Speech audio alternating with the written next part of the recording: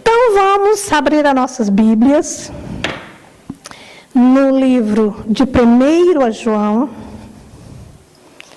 1 João. Deixa eu tomar aqui uma água.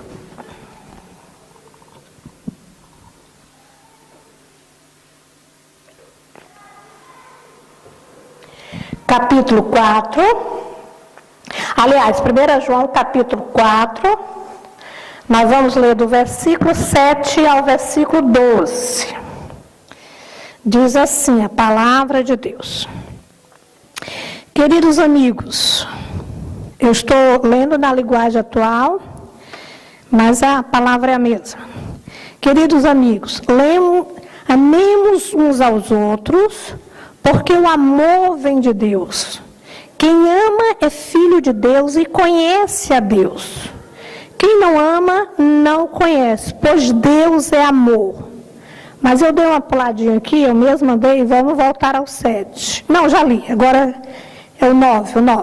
Foi assim que eu não sou habituada a mexer, a ler em telemóvel, por isso que eu estou com dificuldade, eu gosto da Bíblia. Mas, por devido a não poder pegar peso, eu passei uns probleminhas aí, tá bom, agora tá ótimo. Pode ficar, se quiser levar, leve. Aqui, fica aqui. Tá bom. Então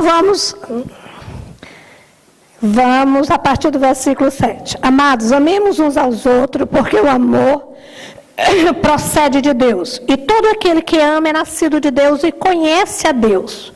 Aquele que não ama não conhece a Deus, pois Deus é amor. Nisso se manifestou o amor de Deus em nós, em haver Deus enviado o seu Filho unigênito ao mundo para vivermos por meio dele. Nisso consiste o amor, não em que nós tenhamos amado a Deus, mas em que ele nos amou e enviou o seu Filho como propiciação pelos nossos pecados. Amados, se Deus de tal maneira nos amou, devemos nós também amar uns aos outros. Ninguém jamais viu a Deus. Se amarmos uns aos outros, Deus permanece em nós e o seu amor é em nós aperfeiçoados. Santo Deus, Pai Todo-Poderoso, nós sabemos, meu Deus, que somente pela tua graça, pelo teu amor, pela tua misericórdia, é que nós podemos e que nós conseguimos ficar na tua presença. Não há outra forma, porque nós confiamos no sangue de Cristo, no sangue de Jesus, que foi derramado pelas nossas vidas há mais de 2000 anos atrás.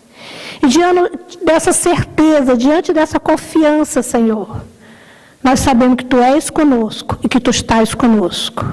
E que a Tua palavra alimenta nossas almas, alimenta os nossos corações e nos ensina a caminhar cada dia nesta terra, neste mundo tenebroso, porque Tu és nosso Deus, porque Tu és nosso Senhor.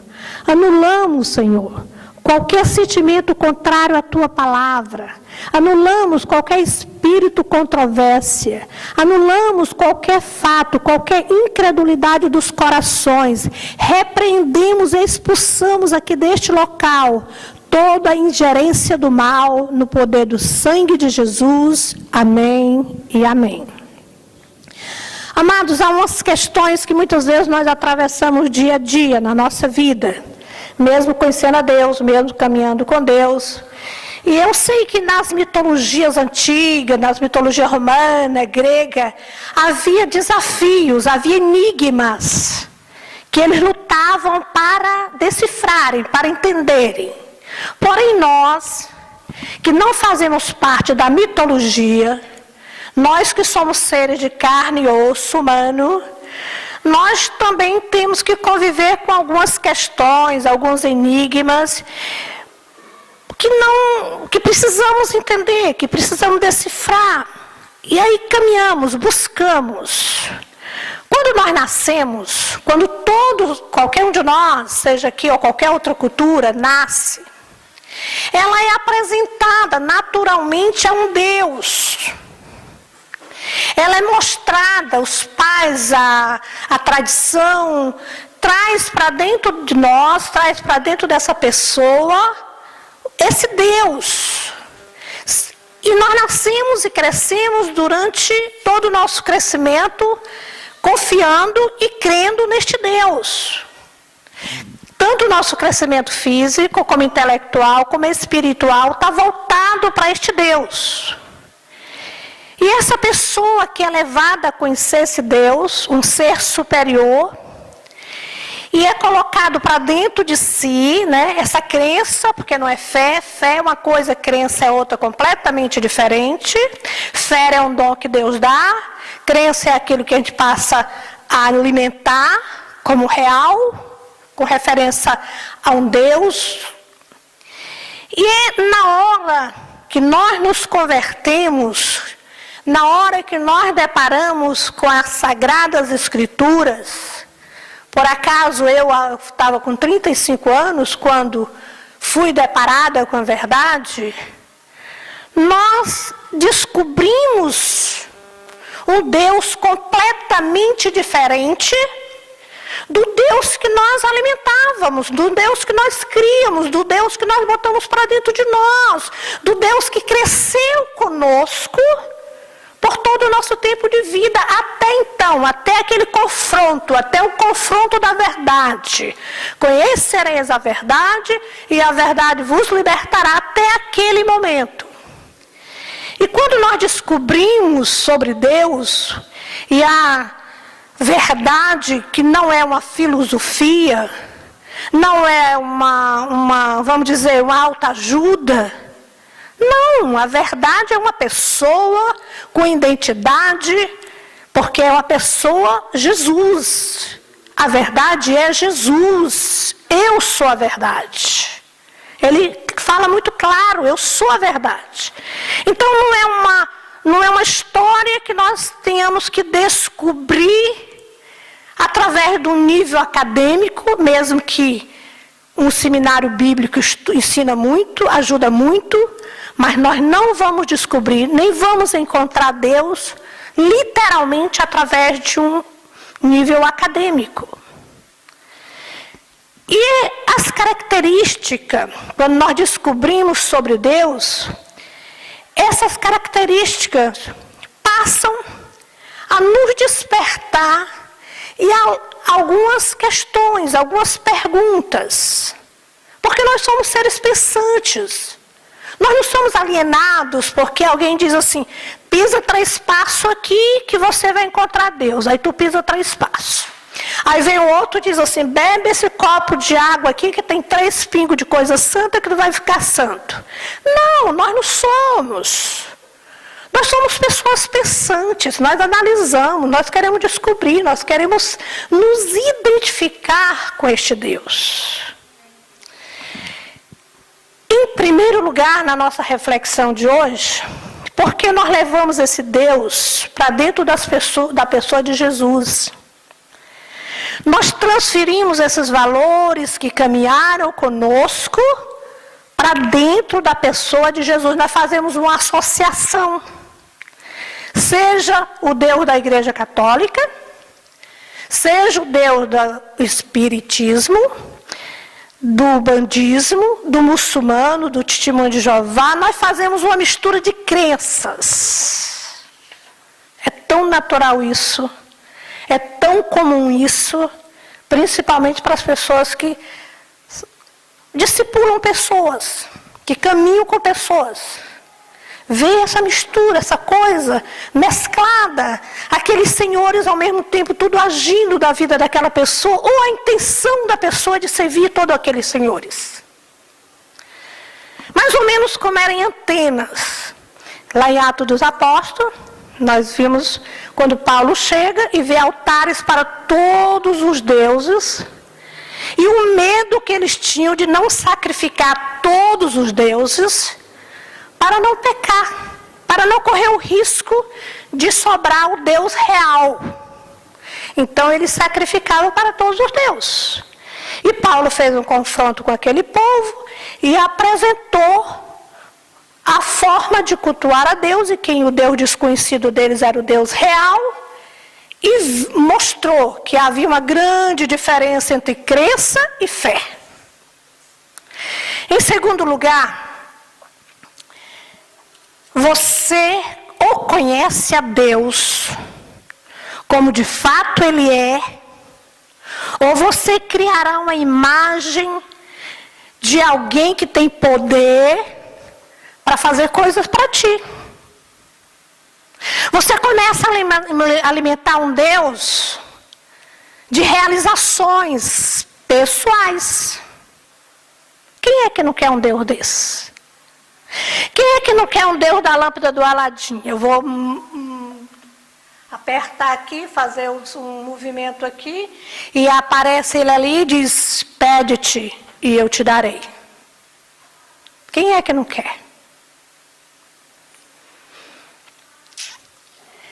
E o nosso enigma, as nossas questões mais profundas com relação a Deus, é quem é Deus? Como é Deus? Qual a forma de Deus? Percebam que eu não estou a dizer aqui que a nossa questão, as nossas interrogações, os nossos enigmas, são se Deus existe. Não, não, não. Porque isso nós sabemos que Deus existe, basta olhar o universo, olhar a sua criação. Nós sabemos que Deus existe, porque a criação é perfeita. Basta olhar uma mulher grávida, criando, como está linda ali a Josi, grávida, com aquela criança, né, crescendo em seu útero, nós sabemos que Deus existe, porque nós contemplamos a criação e cremos que Deus existe. Mas a nossa pergunta, a nossa questão é muito mais além. A nossa resposta é muito mais além. Os nossos enigmas são muito mais além. Como é Deus? Quem aqui já não perguntou? Quem aqui não já cara a cara com Deus disse, Deus, quem tu és? Como é que tu és? Qual é a tua forma de ser? Eu já fiz essa pergunta no início da minha fé e algumas vezes falo, Deus, e agora? O que é que tu és nessa minha questão? Ou então, o que é que tu és? E aí, nós olhamos aqui que há uma resposta. Porque se eu responder que Deus é o Criador do universo, eu estou dando uma resposta lógica. Claro que Deus é o Criador do universo. E essa minha resposta tem que ser mais profunda, porque a pergunta é mais profunda. A Bíblia, ela afirma, ela responde, Deus é amor. Deus é amor.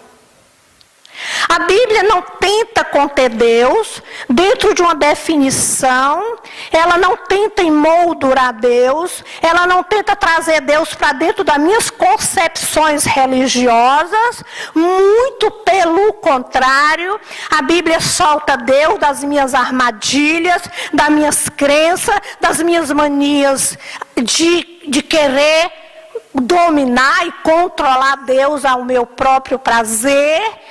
Mas ela declara algo fundamental. Deus é amor. Eu aprendi isso muito cedo. Porque eu queria aprender não só ler a Bíblia. Eu não queria só aprender a orar.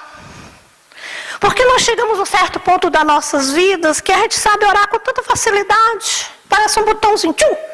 Em nome de Jesus, em nome de Jesus, É ou não é? É a verdade. Aprendemos. Eu queria aprender a me relacionar com Deus como Deus é. Não como alguém diz que Ele é. Porque no momento que nós estamos a viver, eu chego aqui na embaixada, eu escuto, eu louvo a Deus por um dia eu ter entrado na embaixada, porque eu já disse isso várias vezes aqui nesse púlpito, por nós termos uma palavra equilibrada, verdadeira, sem meninices, mas não é tão fácil. Não é tão fácil. E eu digo isso com autoridade porque eu já fiz 66 sexta-feira passada. Eu já estou um pouco bem velhinha na caminhada. Não é tão fácil. Entende? Eu entendi isso uma vez, quando por minhas próprias experiências eu comecei a me relacionar com Deus e ver o quanto, como de fato João, o apóstolo João, quando respondeu Deus é amor, Deus é amor. Quando eu fui para São Luís, nesse mesmo local que eu fui, outrora, muitos anos atrás, eu tive uma vida pregressa no Maranhão. Estou me programando para ver se a gente se organiza para eu dar meu testemunho aqui, que faz muitos anos que eu não dou, não sei nem se eu ainda sei dar. Mas eu era do candomblé. Eu tinha, aqui chama bruxaria, eu tinha uma mãe de santo, chamada Mãe de Santo do Brasil. E quando eu fui para São Luís como pastora, já tinha pastoreado uma igreja de Natal, era a minha segunda igreja que eu ia implantar, eu liguei para a tal Mãe de Santo, para exatamente a pessoa que fiquei anos com ela, eu era uma das mais mantenedoras de lá, que mais sustentava o local. Mas não disse o que eu era, nem o que eu estava a fazer em São Luís, e ela ficou toda feliz por eu ter voltado, ela era uma adepta dela. E coincidiu, aproveitei todos os meus aniversários, eu gostava de fazer um jantar, mas era só uma estratégia para convidar os amigos, porque antes tinha o culto. E ela foi para o culto, e eu não vou alongar muito, porque a história é longa. Sentou lá, ficou surpresa, porque era uma igreja, esperava um jantar, esperava outra coisa. E afinal ela me ligou da porta dizendo assim, estou procurando a tua casa, encontra aqui uma igreja. Eu digo, entra e senta que depois a gente conversa. E depois de todo aquele culto, ela chorou e eu apresentei ela dizendo quem ela era. Não disse exatamente quem ela era, mas dizendo que ela era minha amiga de muitos anos. Após o culto, ela foi embora. Na semana seguinte, ela me liga e diz, Sueli, tu queres vir aqui? Eu tive uma ideia lá quando eu estava lá na tua igreja, na hora do culto. Eu disse, irei, vou. Aí estava lá, o mesmo local, que o marido dela era dentista, era uma pessoa de um nível bom. Do lado era o salão onde ela fazia as baias delas. E aí ela foi, abriu a porta, estava lá tudo, do mesmo jeito quando eu frequentava e tudo. E ela disse-me assim, tu não quer botar uma igreja aqui dentro? Tu não quer fazer disso aqui uma igreja? Mas ela tinha ido a um culto na igreja. E eu fiquei assim, confusa com aquela pergunta dela. E eu fui para casa e disse, depois eu te dou uma resposta, eu vou orar e tudo, eu te dou uma resposta. Cheguei em casa, e aquilo fervendo na minha cabeça. E eu orei, coloquei diante de Deus, e não tive nem coragem de consultar nenhum dos pastores meus amigos. Liguei para ela e disse, vamos pôr uma igreja aí no seu local. E combinamos o dia de ir. E fomos, eu fui com a pessoa que eu estava fazendo discipulado, andava muito comigo. Quando chegou lá, era um salão mais ou menos como esse aqui, um pouco talvez menor. Tudo arrumado, as estátuas, as coisas, tudo lá. E ela disse, eu só quero te pedir uma coisa. Eu quero te pedir para que a gente não destrua isso aqui. Não sei se quem se identifica com o que eu estou a falar, mas as imagens lá das pessoas, tudo que eles cultuam, que eles trabalham. Porque isso aqui, olha, nos custou, tu mesmo deu isso, deu aquilo, começou a falar, isso foi uma vida inteira minha, e eu não quero que tire. Aí eu disse, meu Deus, onde foi que eu entrei? Onde é que eu estou nessa história? Aí eu disse para ela o seguinte, olha, vamos fazer o seguinte... Você quer mesmo uma igreja aqui? Por que você quer uma igreja aqui? Depois eu descobri que é porque ela estava sem condições, não tinha ninguém. Então ela queria um movimento.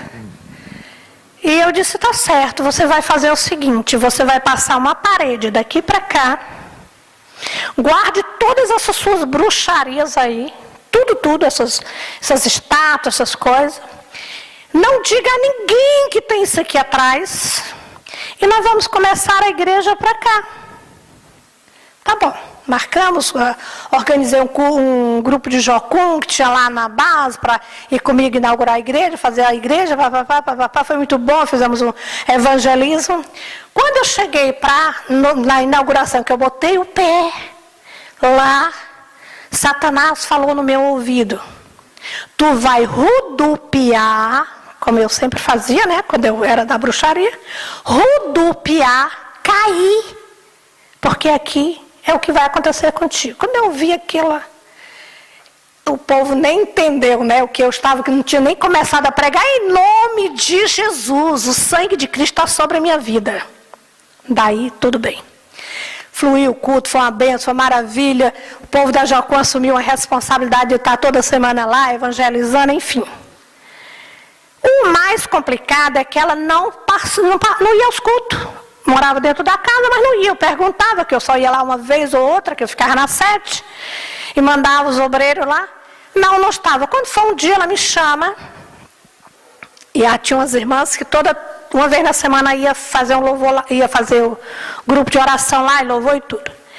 E eu perguntava, e aí? E a Preta, que o sobrenome, o apelido dela era Preta. E a Preta estava lá? Não estava. Eu, meu Deus, o que é isso? Por que isso? Será que foi impulso meu? Será que foi da minha cabeça? Eu ficava preocupada. Mas quando foi um dia, ela me chama, era ceia, eu ia na ceia, que eu ia celebrar a ceia lá. Ela, domingo tu vem na ceia? Venho. Tu vem mais cedo que eu quero conversar contigo? Irei. Cheguei. Quando eu cheguei, meus amados, que ela abriu a porta, ela estava com um sorriso assim, que ela abriu a porta do lado que estava separado todas as bruxarias, que ela abriu a porta, não tinha mais nada. E ela tinha feito na parede assim, colocou na parede, mandou escrever com letras bem grandes: conhecereis a verdade vos libertará. Amado, amor. Qual é a resposta que eu posso dar para essa história que eu acabei de contar, que é real, está lá no Maranhão, hoje ela é da Assembleia de Deus, ainda é do coral da Assembleia de Deus, com toda a sua família no altar de Deus. Qual é a resposta? O amor. Deus não faz distinção de pessoa, nós fazemos. Nós marcamos pessoas, nós carimbamos pessoas, Deus não. Isso marcou a minha vida. Era o início do ministério, marcou a minha vida. A partir daí eu fiquei assim, sabe, sem medo para nada. Porque eu sabia que Deus ama e ama acima do nosso entendimento. Em terceiro lugar, quando a Bíblia diz que Deus é amor, Ele está a dizer que Ele é maior do que uma energia dos deuses. Que Ele é maior do que os falsos poderes. Que Ele é maior do que o Deus do Espírita, o Deus do Buda. Que Ele é maior de qualquer outra força, porque Ele é o Deus que dá a condição de todas essas crenças existirem, para que um dia você possa confrontar um Deus real, olhar os olhos dele e dizer: Deus, eu sou um pecador, salva-me, salva-me. Porque tudo está debaixo da vontade de Deus. Nada existe solto. Deus é soberano. Porque às vezes a gente pergunta: por que permite isso? Por que existe isso? Está tudo debaixo da autoridade de Deus. Tudo. Porém, quando nós entendemos essa declaração do versículo 8, Deus é amor, nós precisamos muito bem entender o que é o amor. Porque a palavra em si, amor, tem várias conotações na cabeça das pessoas. Nas novelas, eles apresentam o amor de uma forma, os psicólogos de outro. Eu tenho uma filha que é psicóloga e que ela defende o amor entre um homem e uma mulher. Ela defende o amor entre um homem e um homem, entre uma mulher e uma mulher. Ela defende. Se perguntarmos também a um biólogo, ele também dá uma definição do amor de uma forma própria deles. Por isso que nós temos que entender essa definição do amor, porque nós estamos descrevendo Deus. A gente tem que ter cuidado quando dizer assim, eu te amo, meu irmão. Às vezes eu sou um pouco polêmica em alguns assuntos. Porque eu acho que nós não vivemos dentro de uma religiosidade. Nós não vivemos dentro de religião. Eu não estou preocupada com a minha reputação. A minha prioridade, a minha primeira preocupação não é a reputação da Sueli. A minha primeira preocupação é com o caráter da Sueli. Porque reputação é fácil a gente criar uma imagem. Caráter é algo que Deus dá. É algo que Deus forma dentro de você. Por isso nós temos que definir, entender essa definição, porque a Bíblia diz, Deus é amor. Então nós temos que ter muito cuidado, porque nós estamos a falar do ser de Deus. Amor não é uma simples emoção. Amor é a busca do melhor para aqueles de quem eu amo. Vamos repetir isso juntos? Vamos dizer, amor é a busca do melhor para aqueles de quem eu amo. Percebo que quando eu digo isso, eu estou dizendo que Deus é amor, eu estou afirmando que Deus tem um propósito, que é a atenção divina, que Ele está na busca para aqueles ou daquilo que Ele ama. Amar é buscar o melhor. Amar é sempre buscar o melhor. É não poupar qualquer sacrifício pelo bem daquele que você ama. Quando eu estou a dizer isso, eu estou dizendo o seguinte, que Deus nos ama ao ponto de não medir qualquer sacrifício pelo nosso bem. Por que as pessoas se lamentam tanto? Por que as pessoas vivem correndo atrás de bênçãos? Porque elas não conhecem o caráter de Deus, elas não conhecem o ser de Deus. Se o ser de Deus é este ser que não mede nenhum sacrifício para o nosso bem, é como Paulo disse, eu só tenho que descansar e confiar no amor dele. E por que a gente não encontra os crentes descansados? A gente encontra os crentes estressados. Ore por mim, por quê, hein? Se eu estivesse vivendo no tempo dos profetas, no tempo da lei, no tempo de Moisés, certamente o grupo que tivesse a me ouvir falar isso aqui, ia me pedir uma explicação mais objetiva. Ia me pedir e eu ia ficar argumentando. Eu ia ficar argumentando diante de circunstâncias. Eu ia ficar e deixava talvez o povo até confuso. Aquele povo que via Deus mandar matar nações inteiras, mandar matar famílias, mandar matar crianças de todo e tudo.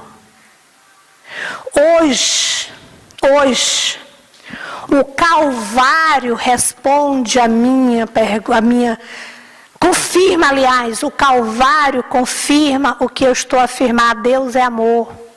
Hoje a cruz lá confirma o que eu estou a dizer, Deus é amor. Há uma prova, há uma demonstração de amor do mais extremo que podia haver, que foi o próprio Deus abrir mão do seu filho e sofrer junto com o seu filho as dores do Calvário que estava ele lá a passar por cada um de nós.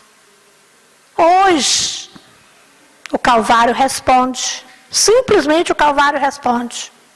Eu tive um jovem na minha igreja que ele também foi uma história complicada.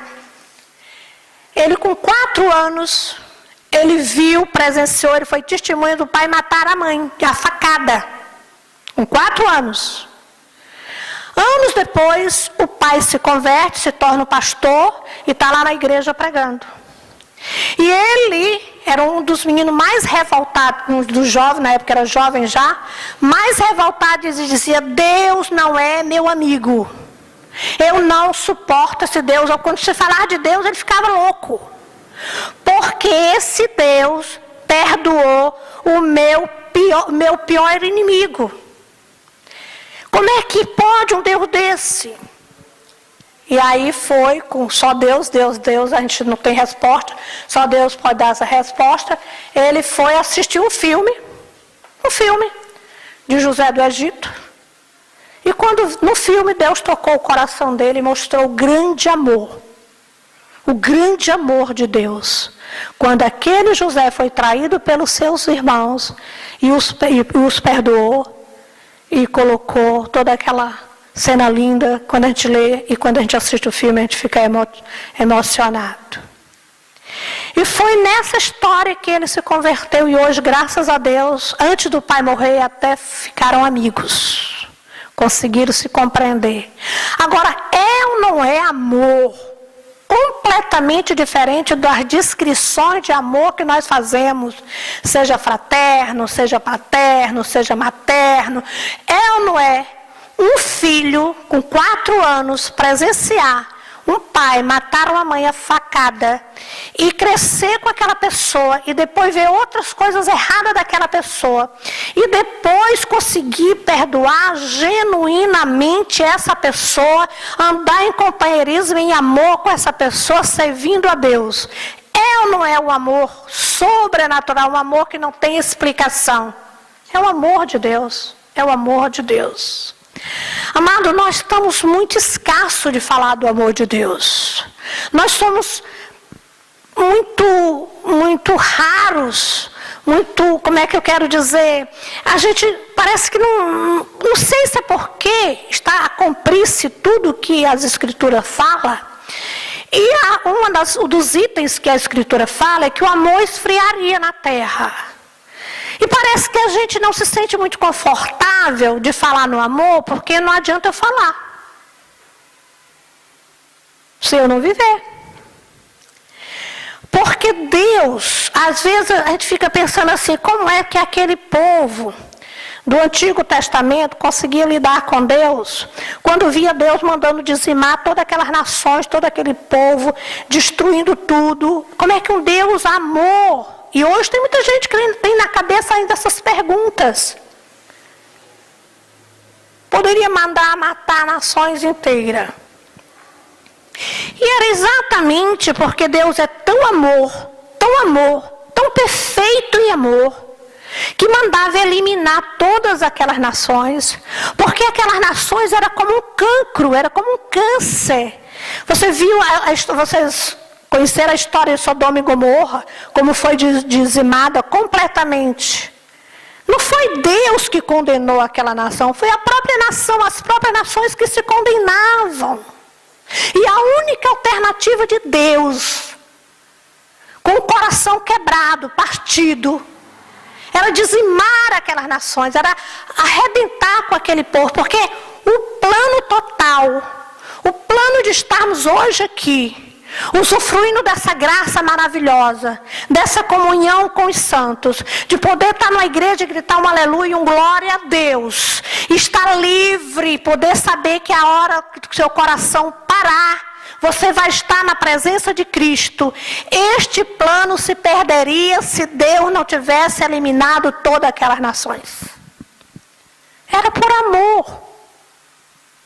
Era um amor tão grande que ele preferia perder parte dele. Eu lembro-me de um exemplo que eu li num livro. E esse exemplo veio agora à minha cabeça.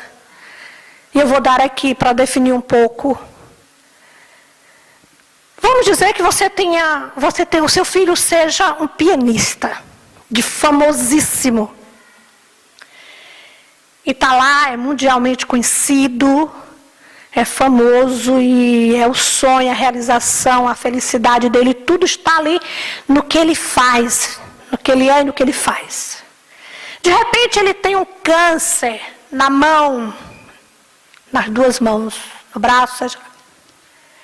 E você, como pai, você tem duas alternativas. Ou você vai perder seu filho completamente, ou vai ficar com ele, cortando os braços, para que ele possa caminhar com você, mesmo frustrado, porque o plano não foi cumprido. O projeto de vida dele foi interrompido.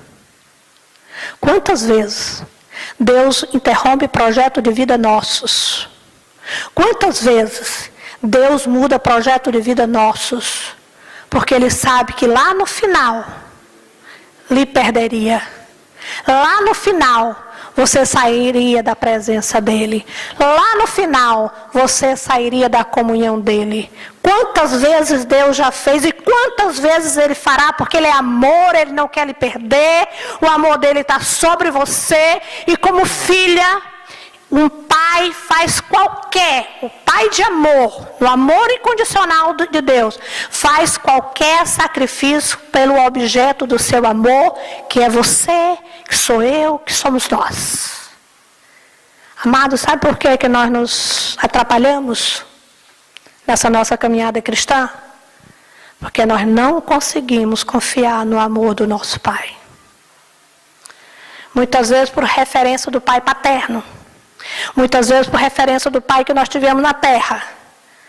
E esse pai foi um irresponsável, e esse pai não soube lhe amar, e esse pai não soube lhe educar, e esse pai não soube lhe cuidar. E você, quando vê a imagem de Deus Pai, você automaticamente transfere para o seu pai terreno. Completamente diferente. Deus é perfeito, o ser humano não. O ser humano é falho, pecador. Deus é perfeito. Nós somos o objeto do amor de Deus. A Bíblia diz que a raça humana, nós, somos a menina dos olhos de Deus. Isso é muito lindo, gente. Pelo amor de Deus, isso é muito lindo. A igreja tem que se despertar nesse conhecimento do amor de Deus e saber quem é esse que pode me tocar? Quem é esse que pode me destruir? Quem é esse que pode fazer o mal a mim? Que antes, como é que ele vai tocar na menina dos olhos de Deus? Como é que pode? Nós fazemos mal a nós mesmos, porque nós não confiamos nesse amor. E essa falta de confiança é pecado. E o pecado distancia-nos de Deus. Deus está, com toda certeza, a trabalhar na sua vida. Aí no seu lugar você pode perguntar, mas é que você não sabe o que eu estou a passar. Eu não preciso saber. Agora você precisa saber que Deus te ama. Não é brincadeira este amor. Não é a brincadeira da novela, que jura-se amor eterno com duas semanas, 3 semanas, já está jurando amor eterno a outro. Não é a brincadeira de um pai que larga seu filho. Não é a brincadeira de uma mãe que abandona seu filho e bota na porta do lixo. Não é esse amor. Porque a Bíblia diz que mesmo que um pai e uma mãe abandone seu filho, ele jamais. Lá em Isaías tem um versículo, que agora não estou, vocês vão depois achar, que o Senhor diz assim: por um momento apenas eu virei as minhas costas para ti. O teu pecado, o teu abuso, a tua forma de se prostrar diante de mim foi tão agressiva a minha santidade, que eu me virei um pouquinho, me virei por um momento apenas, mas por amor eterno. Eu me desvirei e amo a ti. Confie no amor de Deus. O que a igreja precisa é confiar no amor de Deus. É bem verdade que nós temos as questões, as perguntas, queremos respostas. E pode arguir, pode perguntar. Deus diz, está escrito lá em Isaías, venha, pergunte, venha me arguir, venha trazer suas questões, converse comigo. Eu sou um Deus próximo, eu não sou um Deus de distância, eu não tenha medo, converse comigo, sente no meu colo, sente do meu lado, converse, faça suas perguntas. Eu vou ter paciência, porque é um dom meu, é um dom do meu caráter. Eu vou ter bondade contigo, é um dom do meu caráter.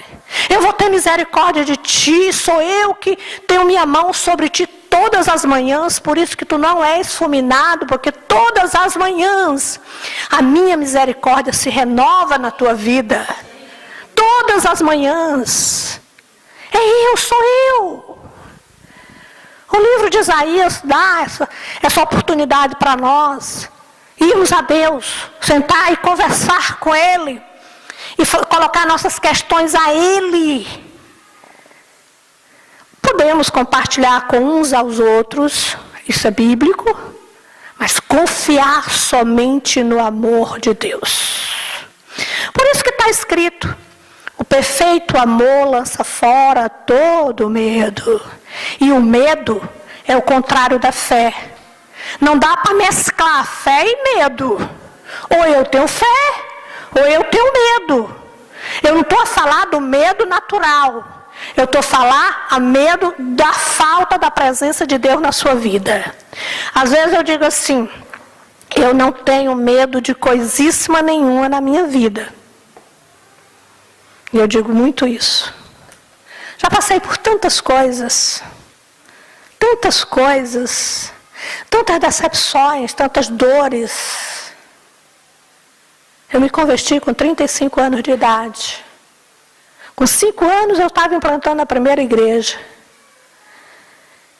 E pastores que começaram depois de mim, eu tive que encarar assim, ou ia no amor de Deus, ou voltava atrás.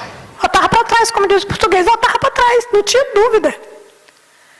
Porque eu olhava assim para mim, nordestino, mulher, no meio do Nordeste. E eu ia para o meu quarto chorar e dizia assim, Deus, é tu, Senhor. É tu que estás comigo. É tu que estás comigo. E vinha mais força, vinha mais vontade de prosseguir, de caminhar, de seguir. Uma vez eu estava aqui em Portugal, conversando com os pastores e mulheres de pastores. Eu nem morava aqui, eu vim em férias. E uma esposa do pastor olha assim, não, mas pastora é divorciada?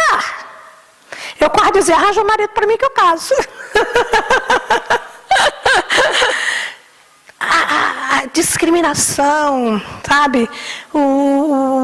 A coisa que marca, isso é horrível, nós não podemos marcar as pessoas. Essa coisa de dizer fulano pode, ciclano não pode, fulano é, ciclano não é. Nós não podemos fazer isso. Porque ele, quando foi para a cruz do Calvário, Jesus, ele não olhou para as pessoas que estavam ali. As pessoas que estavam ali botaram ele na cruz. As mesmas pessoas que quando ele foi entrando em Jerusalém, jogaram palmeiras e gritaram, Hosana, Hosana, tu és o filho do Senhor, foram os mesmos que logo depois gritaram, crucificai, crucificai, crucificai-o. Ele não viria. Que grande sacrifício por nada. Quem foi que creu em Cristo? Quem creu? Quem ficou até o fim da jornada com Jesus? Nem seus discípulos. Somente as mulheres e João. O único relacionamento íntimo que conheceu e sabia quem verdadeiramente Deus era foi João. Por isso que ele escreveu, Deus é amor. Em cada chicotada que Jesus levava ali na caminhada do Calvário, doía no coração de João. Eu quase penso que se Jesus dissesse, João, vem me substituir, João iria, porque João entendeu que Deus é amor. João entendeu. Por isso que era tão íntimo de Deus, era conhecido, acho que criava alguns ciúmes, que é natural, todo ser humano, da força natural humana. alguns ciúmes entre os discípulos, porque ele era considerado o discípulo amado. Não deveria haver alguma tensão especial, porque o coração, é pelo coração. Deus nos conhece pelo coração. Deus diz: filho meu, dai-me o teu coração. É pelo coração. Eu posso me enfeitar do que eu quiser. Mas nós estamos vivendo um tempo, queridos, que temos que andar na transparência, na legítima transparência. Eu não posso estar aqui nesse púlpito dizendo: venha receber a sua bênção, porque a partir de hoje você vai ser diferente. A partir de hoje você vai ser isso. Não, pelo amor de Deus, você tem 10 anos de cristão, e aí eu chego aqui um dia e digo que a partir daquele dia que você vai ser crente. Eu tenho que lhe ajudar nas suas fraquezas, como você também tem que me ajudar nas minhas fraquezas. É a mão de duas vias. O que muito é dado, é muito cobrado. Não adianta eu pousar de 20, 30 anos, bobagem, quem sabe eu já fiz muitas vezes isso. Mas o amor de Deus é tão grande que me ensina a dizer: Sueli, para, veja quem eu sou. Fui humilde, fui simples. Veja que modelo eu deixei na terra. Nós precisamos conhecer a Cristo.